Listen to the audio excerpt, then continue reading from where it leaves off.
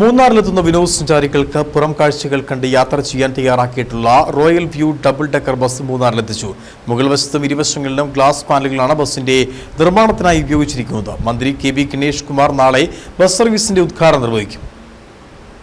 മൂന്നാറിലേക്ക് എത്തുന്ന വിനോദസഞ്ചാരികൾക്ക് സൗകര്യപ്രദമായി കാഴ്ചകൾ കണ്ട് ആസ്വദിക്കാൻ അവസരമൊരുക്കുക എന്ന ലക്ഷ്യത്തോടെയാണ് royal view double decker bus KSRTC ഒരുക്കിയിട്ടുള്ളത്.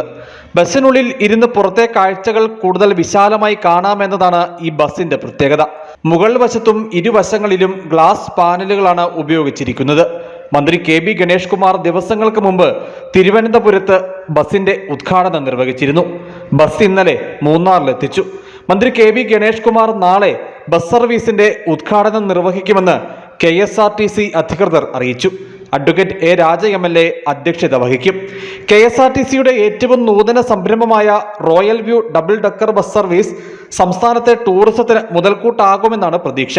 മൂന്നാറിലേക്ക് നിലവിൽ KSRTC നടത്തുന്ന ഉല്ലാസ യാത്രാ സർവീസുകളും സൈറ്റ് സീയിങ് സർവീസുകളും മികച്ച ജനപിന്തുണ നേടി മുമ്പോട്ട് പോകുന്നുണ്ട്. ഇതിനൊപ്പമാണ് റോയൽ വ്യൂ ഡബിൾ ഡക്കർ ബസും മൂന്നാറിൽ എത്തിച്ചിട്ടുള്ളത്. News bureau, Adimali.